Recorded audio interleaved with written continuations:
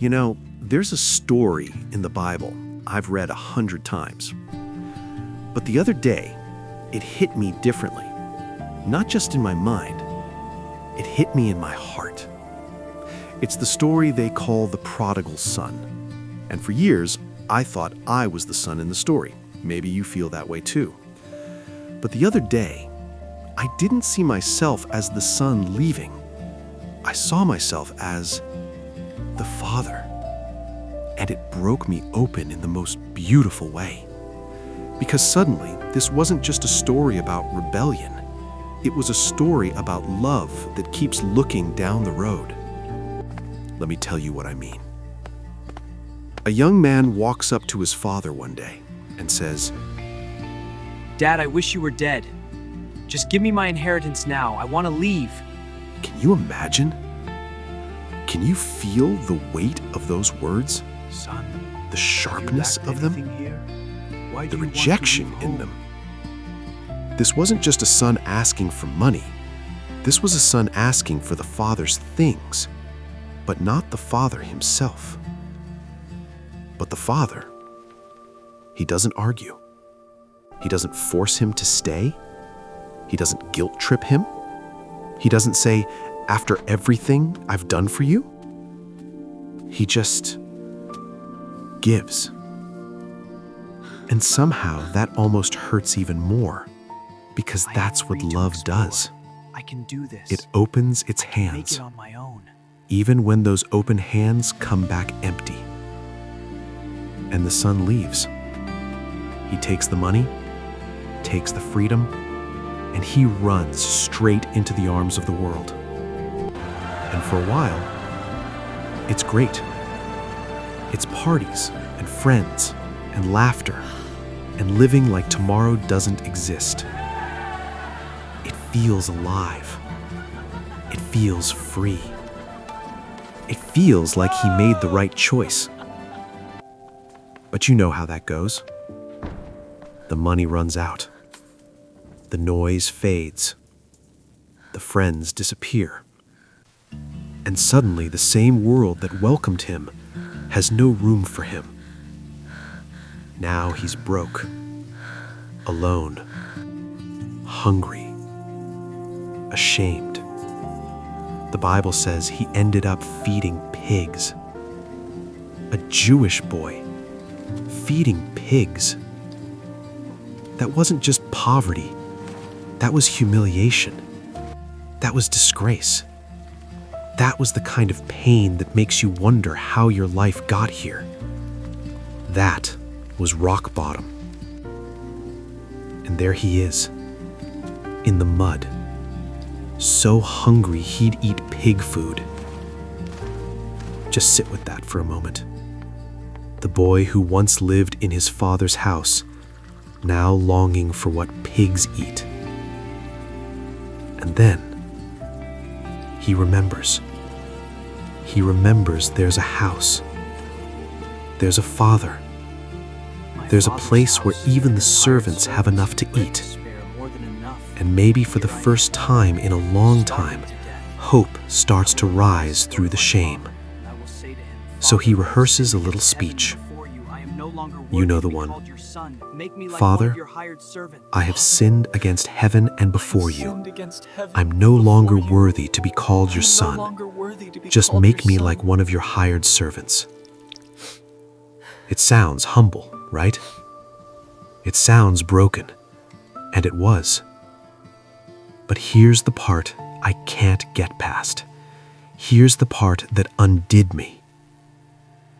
While he was still a long way off, his father saw him. Every time I read that line, it stops me.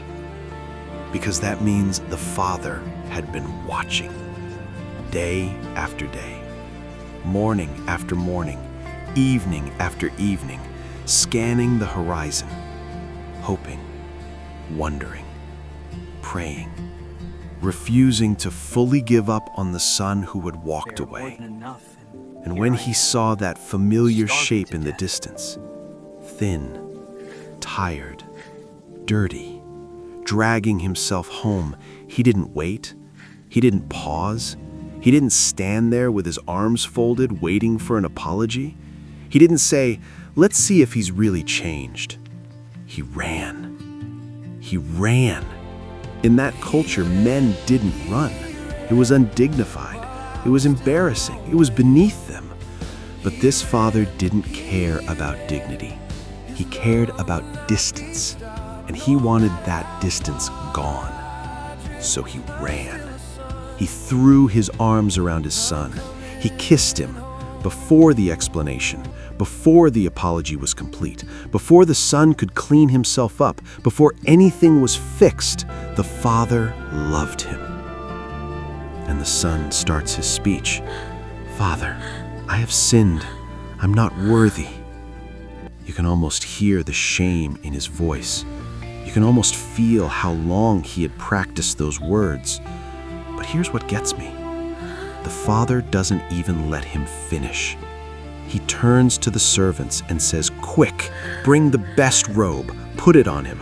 Put a ring on his finger, sandals on his feet, kill the fattened calf. Let's have a feast." He didn't just forgive him. He restored him publicly, fully, tenderly. He covered the shame. He restored the identity. He brought the son all the way home. But here's what I never really saw before. The son said, "Make me like one of your hired servants." He was still thinking in terms of earning, still thinking he had to pay something back, like he had to prove himself, like he had to crawl his way back into acceptance. But the father refused. He refused to let his son come home with a servant's identity. You know why? Because if the father had let him be a servant, it would have changed everything. It would have meant the son's identity was based on what he did, not whose he was. It would have meant failure had the final word. It would have meant the boy's worst moment got to rename Welcome back, him. my son. I have But the missed father you. No wouldn't matter how allow far it. you went, as long as You find are your way not home, a you servant, remain my he was son. saying. Always. You are my son. The son forgot who he was, but the father never forgot who he was. He is a father, and a father doesn't hire his children. He loves them. He restores them. He calls them by name even when they come home covered in dust and regret. Place like home. That's when I remembered a verse from Psalms. He restores my soul for his name's sake, not for my sake, not because I deserve it, not because I've explained myself well enough, not because I came home with the perfect speech, but for his name's sake. God doesn't restore us because we're good. He restores us because he is good. He doesn't welcome us home because we've earned it. He welcomes us home because that's who he is. If he turned away a returning child, he wouldn't be acting like a father. So here's what I need you to hear today. Maybe you've made choices you regret. Maybe you've wandered further than you ever thought you would. Maybe it's been years since you prayed. Maybe you think God is disappointed in you. Maybe you think you've gone too far. Maybe you think you've disqualified yourself. Maybe deep down you still believe there's a place for everyone else in God's house, just not for you. And maybe, like the son, you're trying to figure out how to earn your way back. God, if you'll just take me back, I'll try harder. I'll be better. I'll go to church. I'll read my Bible. I'll prove myself. But he's not looking for workers. He's looking for children to come home. And while you're still a long way off, while you're still rehearsing your apology speech, while you're still carrying the shame, while you're still unsure if mercy is even possible, he sees you and he's running, not with anger, not with folded arms, not with a lecture, but with mercy, with compassion, with open arms.